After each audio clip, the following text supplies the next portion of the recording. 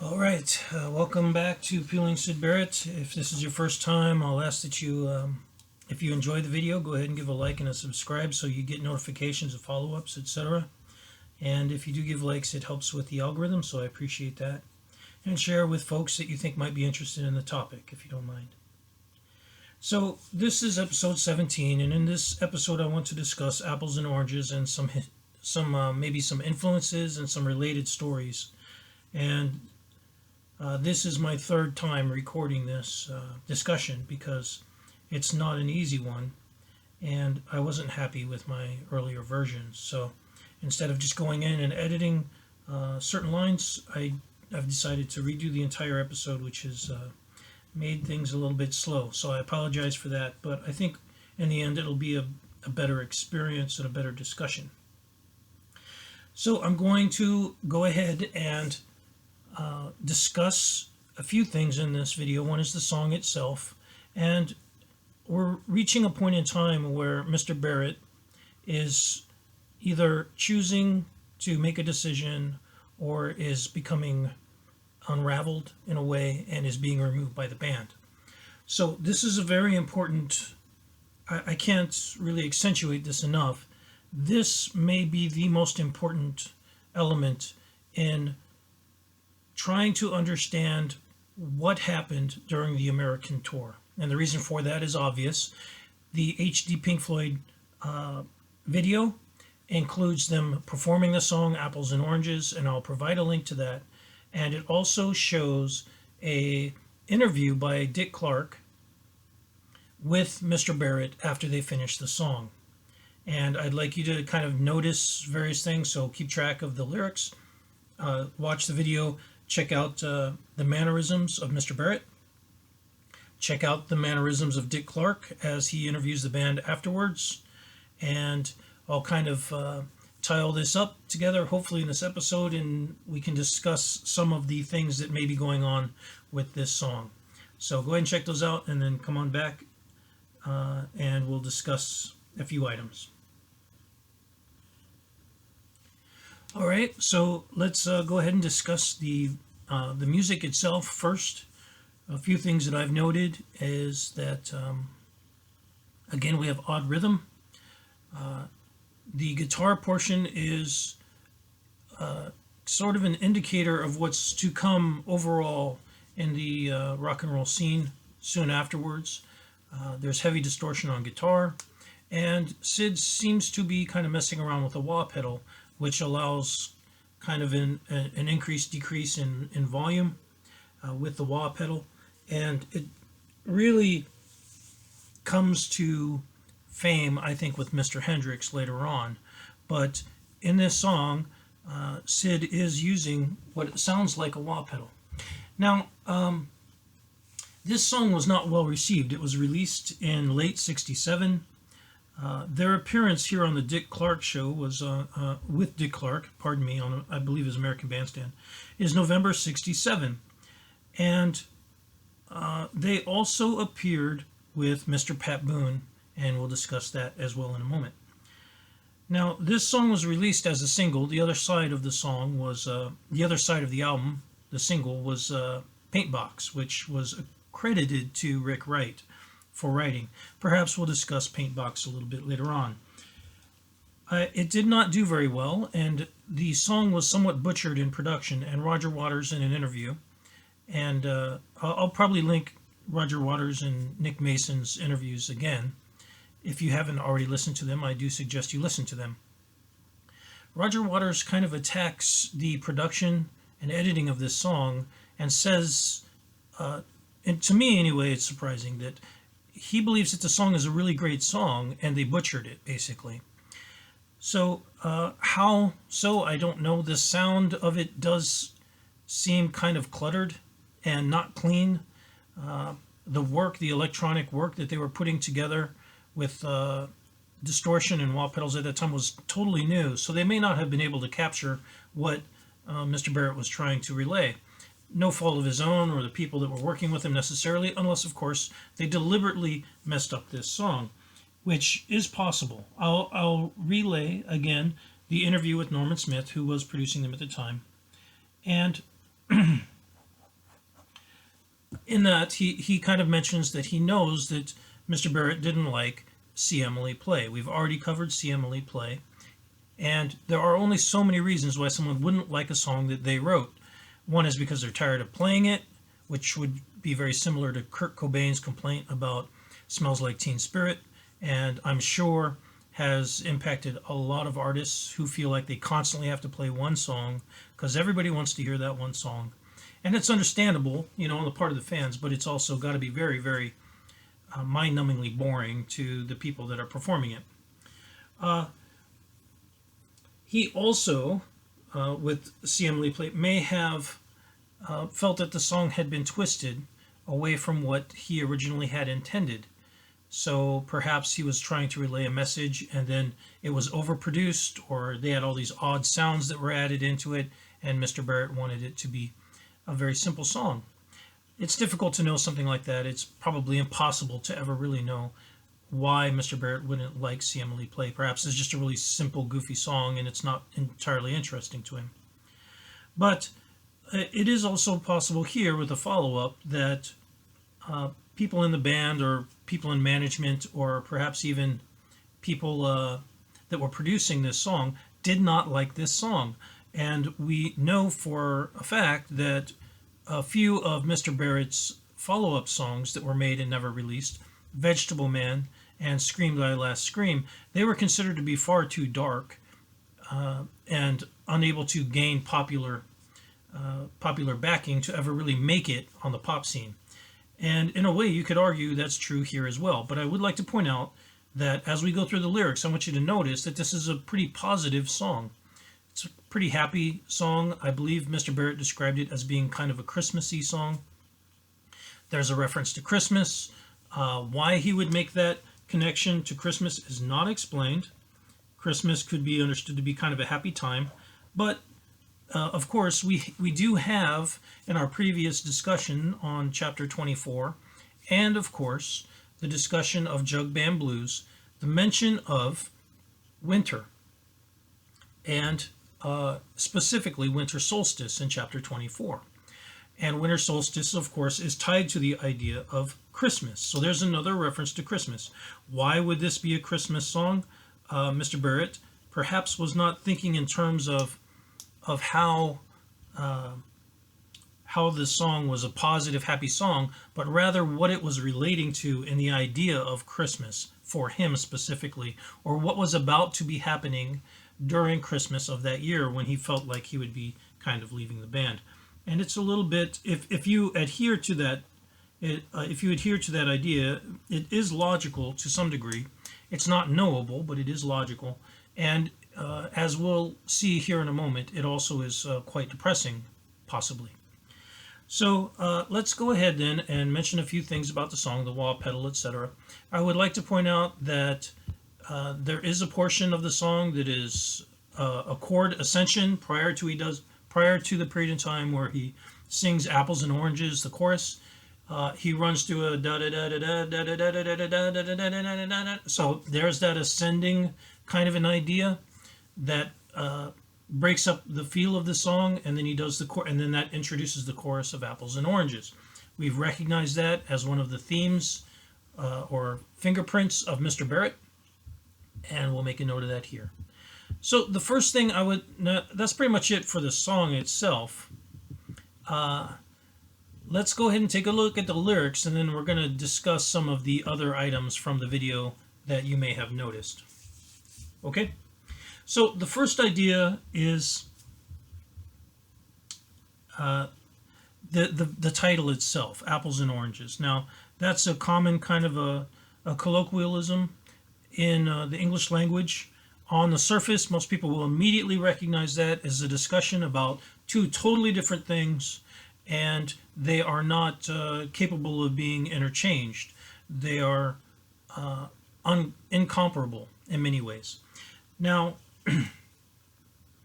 the song itself, as we run through it, we'll see is talking about him meeting with a young lady of some kind, and he's attracted to her, but he's feeling kind of pink, whatever that may mean, and so he's perhaps reluctant to talk with her. I don't know. There is obviously a comparison between male female that is a possibility, and in that way there would be a relation to apples and oranges, and that male and female are considered by Mr. Barrett perhaps to be incomparable or totally different. I would just like to point that out before we begin. The title itself also could be a reference or a joke of some sort, and he had a kind of a twisted sense of humor.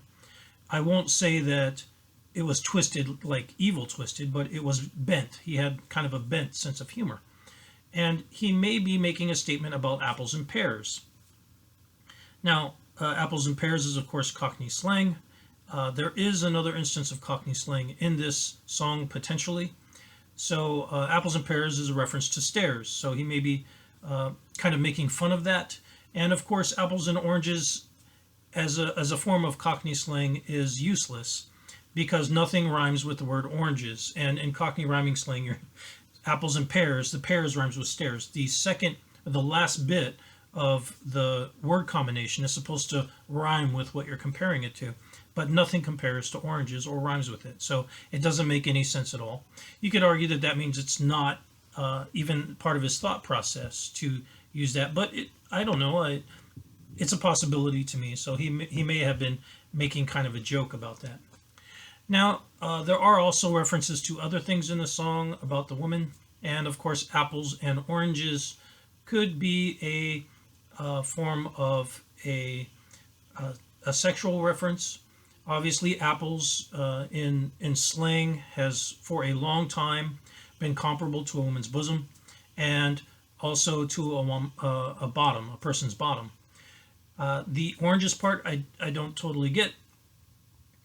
Perhaps that's another reference to a woman's breasts. I don't know. But it may be all three of these things all together. It's really hard to know exactly what is being relayed there. I would say the most likely possibility in most people's mind is that apples and oranges is simply a comparison between two things that are not comparable. So let's go ahead and look at the lyrics itself. And this is a wonderful example of Mr. Barrett's ability to inline rhyme or clang. He's comparing sounds in the very, very first three lines: flip, top, pack, and then he does cigarettes, pocket. And if you notice right away, good at the top, shop, sharp shoes, he is definitely clanging on certain sounds. So F and P, flip, pack, pocket, etc., top, shop, those sounds, F and P, are extremely similar in the mouth. So, and in certain languages, they are almost interchangeable. It's very difficult to tell the difference between F and P because they're so similar when you produce them in your mouth. Now, also, he is using the C or S, SH, and the T sound, and those also are related sounds that you manufacture with your teeth. So one of them is like a puff. The F and P is a puff through the lips or a smacking of the lips. And then the S and the T sound are made with your teeth. And he is deliberately utilizing those sounds to describe something. And it's really cool. To me, it's really cool anyway. Now, he discusses in the Sunshine Town, and right there is a reference to sunshine, which could be a reference to taking a trip or a psychedelic reference right there. It's feeling cool. And then he goes and he mentions butchers, bakers. He's right there utilizing the idea of the B sound. And then she gets everything she wants. And then the supermarket stores. That's the line that is the ascending chord progression that we mentioned previously. And then he mentions apples and oranges. There's a reference in the next verse to tripping sweetly and being on time. We do have a reference to clocks there with being on time, and of course oranges in the title, so perhaps there's a mention of being a clockwork orange of some sort. It's hard to say. And then he catches her eye and he thinks that it's strange to do that because he's feeling pink. We've already referenced his perhaps shyness or girl boy kind of a mentality of some sort, or perhaps he's mentioning a sexual preference of some sort. but we discussed that in Arnold Lane and in the discussion of Fart and Joy. After that is a strange break, a bridge of sorts, where he mentions that he loves she and she loves me, and then there's a whole bunch of CUs, which is really odd, and I'll get into that a little bit later. But the CU repeating, I just like to, none of this rhymes, of course. There's the E sound, she, me, C, but also the idea that you can see someone repeatedly to gain emphasis. He's stating it over and over again. It has a bit of a reminder of I Can See for Miles by The Who, where in that song they're saying that they can see someone for miles, and they know that something's kind of going on. I don't really know when The Who released that song I Can See for Miles. I'll kind of make a note of that in the video. At this time, it's just a coincidence, and I don't know if that's what he's talking about, but it's a coincidence I think is worth mentioning. Now, finally, he ends up with Thought You Might Like to Know, and he's a lorry driver. Now, this is the second part of the song that needs to be kind of understood to understand the meaning of the song. First off, he says he's her lorry driver. So there's a relationship stated right there. What is meant by lorry driver is important to know. Now, lorry is an inversion of a Cockney rhyme slang. Sad and sorry is tied to lorry. So perhaps he's saying he's a sad and sorry man, or a depressed man, and she's out on the run, either because she's just out being wild, or perhaps doing things, or perhaps she's committed some form of a crime. I don't know. I suspect it's just saying that she's kind of a wild child. But there is another English saying, to my knowledge, which is that something is off the back of the lorry or found off the lorry, which means that it's stolen. So perhaps something is stolen. The initials for lorry driver are LD. LD could be a reference to LSD. It could be a reference to an LSD dealer or delivery man. I don't entirely know. And then there's a reference to being on the riverside and afternoon tide with, again, the chord progression. So there's a whole lot kind of going on with that song. It is really difficult to know exactly what's being relayed. It's complicated. It has multiple references. And obviously, people could just excuse it as being a bunch of psychedelic nonsense. But I will point to two portions of this that kind of needs to be understood, I think, to understand the song. The first is the strange bridge about loving and seeing you. And the second part is, as we mentioned, being her lorry driver man, whatever that may mean. I don't think that's understandable. Now, to understand what might be intended by the CU portion, I want to go ahead and jump into the video itself. Now, there is quite a bit of odd interaction, I guess you could say, between Dick Clark and the band, and I'll kind of get into why that might be happening here in a moment. But just by watching the video, you can tell he walks up to the band after they've played, and he almost deliberately avoids Mr. Barrett. And I hope you noticed that. So at first he goes up, he talks to Roger Waters about very mundane, boring things like eating cheeseburgers. He's nice enough to Mr. Waters and is gracious enough to say, I hope that's not all that you're going to have to eat, etc. And they have kind of a nice interaction. He talks with Mr. Barrett very quickly, and he starts to ask him another question, and he immediately leaves and goes and talks with Rick Wright, either because he's supposed to, or perhaps because he's disturbed by Syd staring at him. And you can see Syd standing there and staring at him directly. You also will notice that Syd is staring at the camera repeatedly. He even has, I guess you would say, rapid blinking when he's staring into the camera. I don't understand totally why he's blinking when he's looking into the camera, but people don't blink that many times when they look in the camera unless they're nervous or unless they're trying to send a message of some kind. I don't know. Again, the lyrics are see you. Blinking draws your attention to the eyes. He may be actually trying to deliver a message to someone of some kind. Dick Clark then goes and talks with the other members and asks Rick Wright to introduce the band. And that is significant because that is a question that you would ask the lead. And he comes back and he asks Syd, he says, I understand that you wrote this album, most of the songs on the album, and Syd says true. That yes, he did.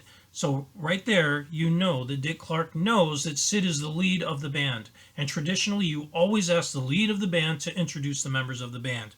So he very likely, for some reason, decided not to talk with Syd. Now, there are possible reasons why that may be. Of course, he may have been acting strangely. And it is also possible, and I don't know which was first, but they also played the Pat Boone Show.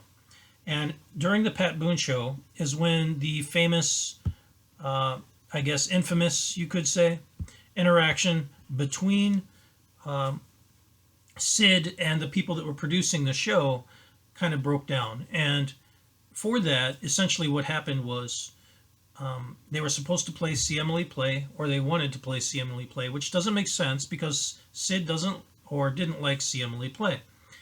So they would practice it and everything would be going fine, and they would say film. And of course, Roger Waters describes this very closely, although he may have had no reason why Syd Barrett was doing this.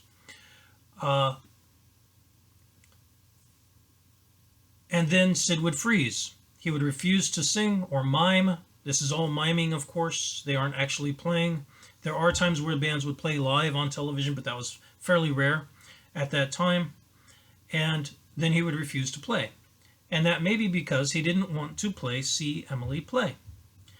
The band, of course, to me anyway, there's two possibilities. Either he didn't want to play the song. Well, there's three. He didn't want to play the song, or perhaps he was deliberately exposing the stupidity of miming on television because he didn't appreciate what the establishment was doing. Or I guess a third possibility is that he's just, schizophrenic and nuts and spacing out. I will disagree with that, in my opinion, because the timing of In and Out is extremely convenient. So as described by Mr. Waters, he's practicing just fine, and then when they say, okay, film it, he zones out. That seems extremely coincidental, and that doesn't really jive with what, and I'm not an expert in this field, but in my opinion, people like to think that forms of mental difficulty are able to be summoned or controlled or whatever, but that often, generally speaking, isn't the case. A person isn't entirely in control of what's happening. So the idea that Mr. Barrett's just going to control this and it's convenient like this is a little bit absurd to me, just in my opinion. So let's go ahead and examine the two possibilities. One is that perhaps he didn't want to do See Emily Play, and he may have wanted to sing Apples and Oranges instead. And there may be a reason for that. And the second one, of course, may be that he was fighting with the establishment. So there is a history of this, and it was relatively recent. We've already mentioned that Mr. Barrett was a fan of the Doors, and of course, Jim Morrison and the Doors had played the Jonathan Winter Show and the Ed Sullivan Show. I'll link those. Jonathan Winter Show is not live, they're miming. You can tell when guitars are not plugged in, electric guitars are not plugged in, that they're not actually playing. You can also tell in the two different versions. One exactly matches the released version that you hear on the radio, or that's on the album. And on the Ed Sullivan show, there are some variations, so you can tell that that is a live performance. And they were not supposed to say hi, which was considered, I guess, too scandalous to be on television at the time. But the band as a whole got together and agreed, there is a Ray Manzarek discussion about this, that they were just going to sing it the way that it was supposed to be sung with the original lyrics, which of course really made the producers and management of Ed Sullivan's show very angry. They told him, "You'll never do the Ed Sullivan show again," which reportedly Jim Morrison replied, "We just did the Ed Sullivan show," which by doing it, he obviously means kind of working them over or exposing them to some degree, which he perhaps thought was funny. So there is already in recent time a form of, I guess you could say, rebellion against the establishment in these shows that were pulling in counterculture music and profiting off of it, but perhaps were trying to control it and dictate what it could do, which is funny because it was in many ways an artistic movement. Now, Morrissey also went through this with Top of the Pops when he did his flower swinging kind of version of it later on, much later on. I'll give a link to that. And people, I remember, made a deal of it at the time. But I do wonder if Mr. Barrett and Mr. Morrison weren't already doing that in the 60s. And, of course, the idea of miming your own music can be pretty insulting to a lot of musicians. So perhaps that's something that's rooted through 40 years of ridiculous backing tracks, etc., for people that were performing on shows. So that's one possibility there. There is, I will say, some likelihood that it was a rebellion against the establishment, and then you'd have to ask, why perhaps would Mr. Barrett be interested in acting up on the Pat Boone show, but not on Dick Clark? Now, Dick Clark is kind of a younger guy. He was nice enough in the interview. He also kind of was an unknown, but Pat Boone already was known, and he was a guy that kind of brought out rock and roll together with Elvis around the same time, and those two gentlemen were very well known for covering what was considered to be traditional black music or the early stages of rock and roll, and they often were utilized to appropriate, actually is what they would say now, culturally appropriate black or African American music and present it to a white audience so that it would be acceptable. And that had a long history. Now we know that later on Mr. Barrett tours with Jimi Hendrix. Hendrix was given, I would say, much better treatment in England than he was given in the United States, a lot more respect for his abilities. And perhaps Mr. Barrett had leanings to the civil rights movement, and perhaps he resented Pat Boone for appropriating music and not giving credit to the people that were involved. One of the people, of course, that was involved was Little Richard, and for a long time Little Richard was considered too scandalous to actually represent his own music, so people would cover his music and present it to largely white audiences in America. So perhaps that's a reason why Mr. Barrett's acting up. I do kind of lean more towards the idea that they may have insisted on him performing See Emily Play because it's more of a pop sounding kind of a song. And the Apples and Oranges cut doesn't really sound too great, and it doesn't really sound like too great of a song. And to the casual listener, the quality of the song obviously isn't as high for their show. So they would have wanted something that's catchy, that people would be familiar with, that would generate excitement, bring in the audience, etc., etc. Apples and Oranges is definitely not that song. So why on Dick Clark's show did they play Apples and Oranges? You could say it's because it was relatively recently released, they were promoting the song, etc.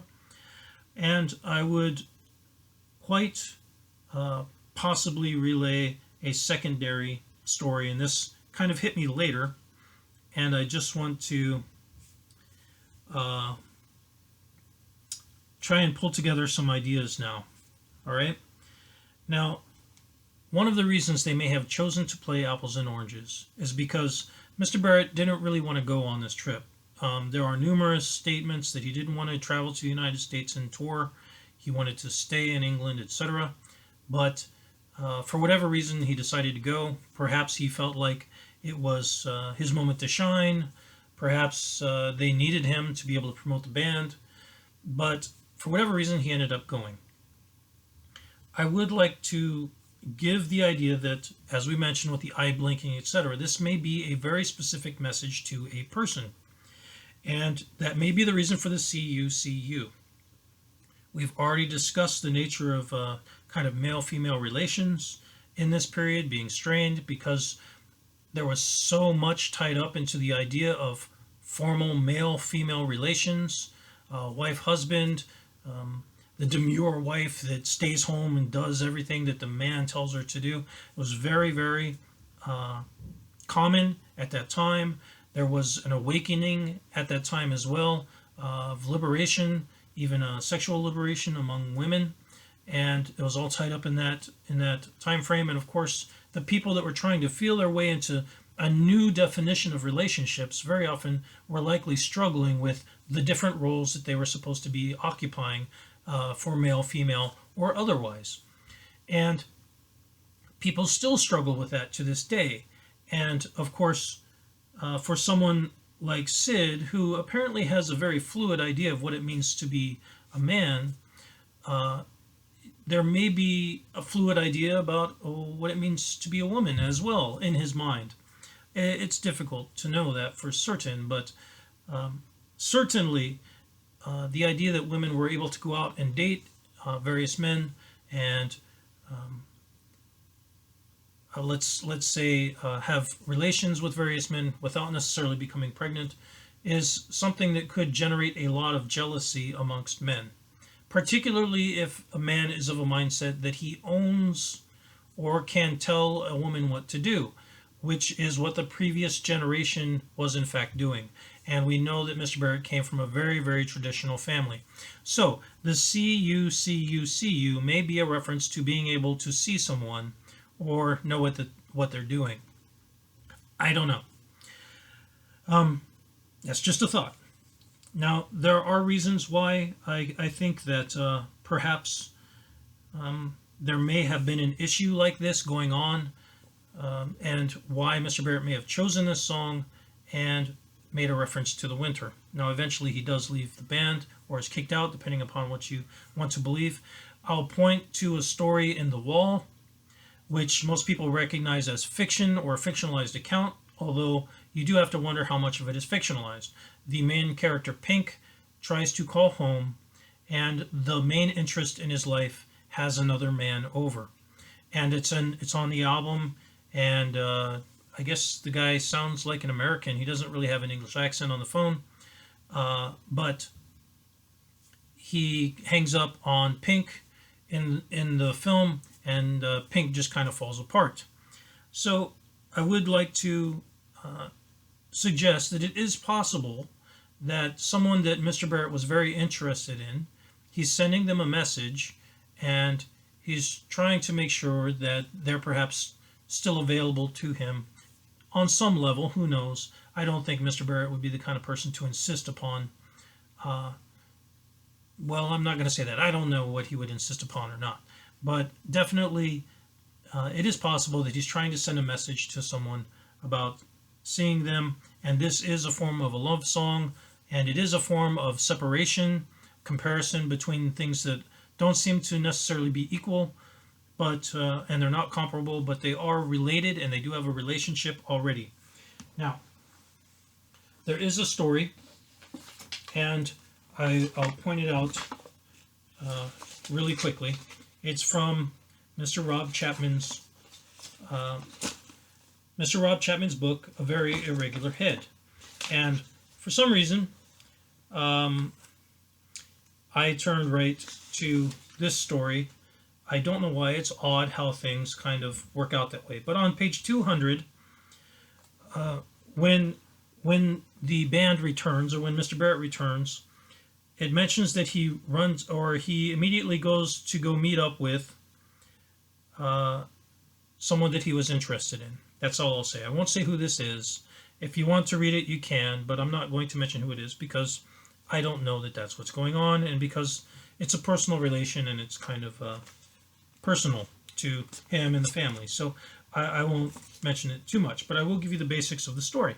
So he goes to go see this person, and he's talking about how everyone else is saving and buying, but he's just kind of spending a lot of money, and how he's just bought this this really cool American car, an expensive American car.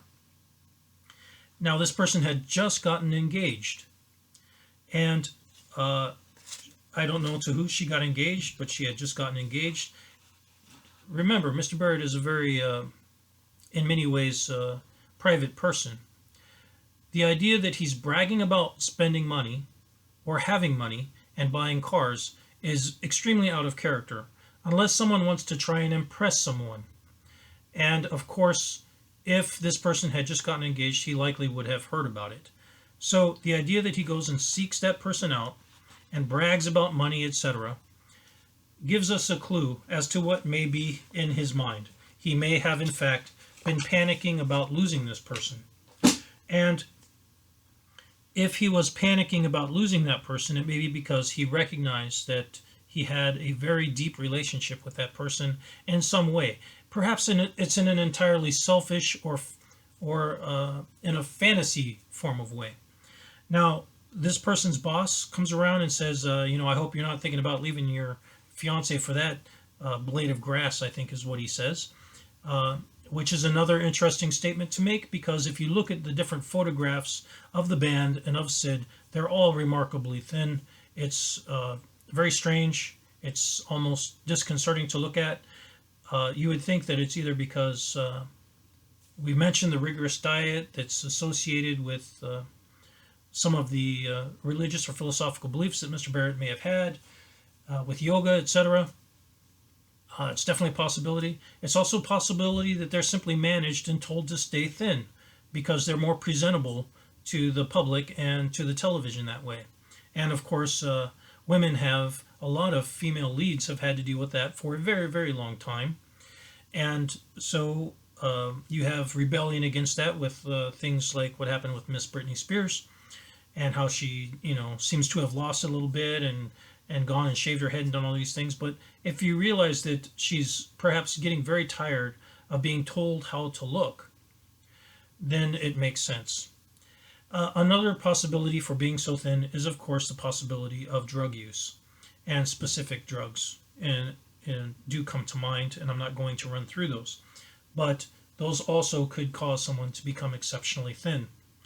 Now, this lady, perhaps for whatever reason, perhaps she had a genuine love for her fiance, perhaps she was tired of dealing with Mr. Barrett's antics, perhaps she felt she couldn't trust him, perhaps he had disconcerting mannerisms and practices, and I think you could very validly argue all those things, but it does appear that at that point in time, this person may have resolved to move on from Mr. Barrett. And that may have been a devastating thing that happened to him.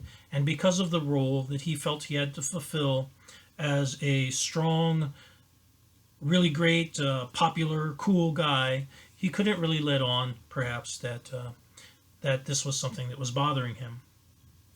Now we get back to the idea of this being a Christmas song.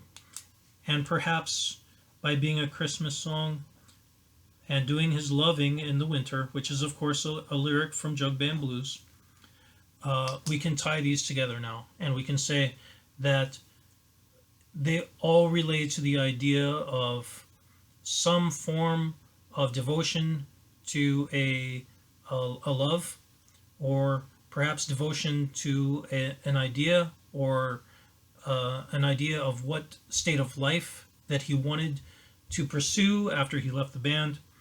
And that may have simply been, being around people that he really cared about. Most of these people we do know are from Cambridge. It's a really small kind of community. I'm sure people knew what everyone kind of was doing in general. I'm also quite certain that Mr. Barrett knew that this person had gotten engaged. Something like that is, of course, going to get around. And people had telephones, the same way they had telephones now. So he may have heard about it. And perhaps he was reevaluating his life, or perhaps it was devastating. He couldn't share that with anyone. He certainly wasn't going to tell the band. And if you haven't figured it out yet, the band in general doesn't seem to really understand Mr. Barrett at all. And although they will relay stories and relay their impressions of what perhaps he was going through. I do have my suspicions now that they really didn't have any idea at all what he was up to or what he was going through during that period of time in his life. So we've covered quite a few ideas, and I'll apologize for getting this out late. I will give one more reference, which is to a documentary that I just saw on Muscle Shoals. It's a really cool documentary on Muscle Shoals and the Fame Band down in Alabama, and some of the artists that they worked with. So I'll give a link for that in the video. Now, the last thing that I would like to discuss are a series of photographs. Now, I can't give the entire photographs. I apologize for that. They're in the Barrett book, Russell Beecher and Will Schutz, and Essential Works Limited, 2011, I believe. Yes, that is the copyright date. What I'd like to relay, and we've discussed this previously in the butterfly picture with Mr. Barrett apparently posing before the work of art that was of a butterfly. He does have a tendency to pose in certain photographs, and it's quite obvious that he's doing so. And this is for a bit of foreshadowing, by the way. This isn't related to the Apples and Oranges song. This is just a general kind of a notice, and I'd like to include it here. On page 23, there is a photograph of Mr. Barrett standing in front of a photograph of Howlin' Wolf, and he is pointing his guitar at the picture of Howlin' Wolf. You could say that that's accidental. I will argue that it may not be, and I suspect that it is not. The reason for that is on page 110. You can see a photograph of the 5-member band, which includes Dave Gilmour at that point, just before Mr. Barrett's about to leave. Mr. Barrett's looking off towards nothing, and everyone else is kind of looking at the camera. And Rick Wright is on a bicycle. And of course, we've already mentioned the idea that there is a song called Bike, and everything that entails. So there was a point in time, of course, when they thought Rick Wright would lead the band, and the song Paint Box, I guess, is a form of that, with Rick Wright kind of being the lead for that song, and at least he's credited with being the lead of that song and putting that song together. Now, there is another photograph that is used on page 95 that shows the whole band standing on a curb in front of the Cathay Chinese restaurant, which is, of course, a possible reference to the song Chapter 24 and the I Ching. And I will say all 3 of those photographs there are used by someone, either management or production, or the band as a group, or Syd himself, to specifically delineate ideas in photography and in an art form. And so he may have wanted to do so. Now, there are times, of course, when he would pose and try to be relaying messages of some sort. 3 is a trend to me, in my mind. If I can point to 3 examples of something, I say, oh, okay, they were starting to see kind of a trend there. So he may have been doing that deliberately. Now, this is odd, of course, because when the band played, often you wouldn't be able to see Mr. Barrett. On page 99, there's a photograph of Mr. Barrett in silhouette. They are projecting what appears to be like a lava lamp, etc., kind of effect on the band as they play. And of course, they do that quite frequently. And Mr. Barrett himself references this very idea within the song Flaming, where he says he's alone in the clouds. You can't see him, but he can see you. So the idea there is obviously that he wants to look at people, but he doesn't really want to be seen, and he doesn't really want these perhaps aspects of himself to be understood and recognized. So that's a lot to take in, and I will say that those ideas are all kind of loosely tied together within this song, Apples and Oranges. I'm a little bit surprised, honestly. I thought this was going to be pretty short, but the more I dug into it, the more there was to it, which isn't surprising considering Mr. Barrett. And I think the song, for that reason, to me now is a very, it's a rewarding song. And the video itself of them performing at Dick Clark is also more rewarding. Now, Uh, I do think in some ways people might consider this overall to be kind of a negative situation. But if this is something that Mr. Barrett felt that was important to him, and he felt tied to a person significantly enough to eventually quit the band and even move back into Cambridge, perhaps just to be around the memory of what used to be, or perhaps had been beautiful in his life. Who knows exactly what's going on there, but he did act on it, and whether it turned out exactly how he wanted or not, I don't know, but I do think it's positive in many ways to see that someone is willing to recognize what may be a very important thing in their life and to act accordingly. It's an indicator of someone who's insightful, especially at that age, and perhaps has a very good understanding of who they are and what is important to them in their life. So things don't always work out exactly the way that everyone plans them to, and people don't always get the things that they really, really want in a one-sided fashion. But the fact, or the idea perhaps, that he may have recognized that certain things were important to him and were more important than fame, fortune, and all these other things, may be tied up in this song. It may be relayed in his devotion, perhaps in a way, to the idea of being in love, or perhaps the idea of being in love with who he was and where he was at a place in time in the past, and with people that he deeply cared about as a whole, not necessarily simply as a possession, but as a possession ownership relation, like marriage was considered to be by a lot of people at that time, but perhaps in a sharing kind of a shared experience of life kind of a way. I don't know if that's all going on, but I think this has meandered quite a bit. Hopefully you enjoyed the video. If you did, please go ahead and give it a like. Oh, one last thing. I haven't done the fingerprint kind of idea, which we use to identify Syd's songs, so I'll read through that really quickly just to end up and note some of the tendencies that Mr. Barrett has in his painting palette of songwriting. So music styles, the odd lyrical rhythm, discordant high harmony, the note sliding, the rising descending steps by two, which we will definitely note from this song as well, and then the mechanical noises and other noises. Words used, he discusses colors in this song, is also the use of the mirrors, and I will point out that I just made a song as part of the reason why this is late as well.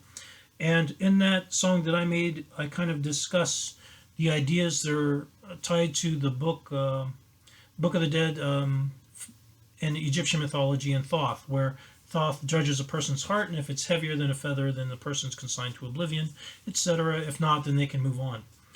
Now, one of the questions that Thoth will ask a person is whether or not they like what they see when they look in a mirror. That being, of course, a judgment of self, whether or not they believe that they are a good person, or they see a good person, or they see what they're doing as good.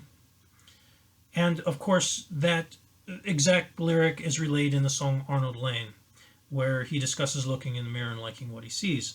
Now, we do know that Syd was interested in Aleister Crowley. We know that Aleister Crowley was interested in Egyptian mythology. There may be a connection there of some form, a knowledge of the Book of the Dead that may be kind of contained within Arnold Lane when he mentions liking what you see when you look in the mirror. Perhaps he's asking an extremely deep philosophical question, such as the Book of the Dead, and is walking a spiritual path, and he's mixed that into the song.